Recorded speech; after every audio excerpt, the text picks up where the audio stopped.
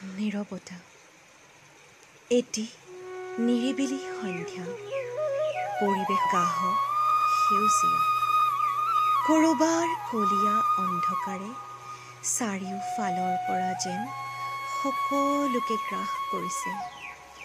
ঘৰমুৱা পক্ষীয়ে দিনটোৰ ভাগৰৰ সতে নিজ বাঁহত মুখ গুজি খন্তেক জিৰাইছে। এটি নিজান নিজম পৰিৱেশ, চৌদিশে মাথো নীৰৱতাৰ আৱেশ।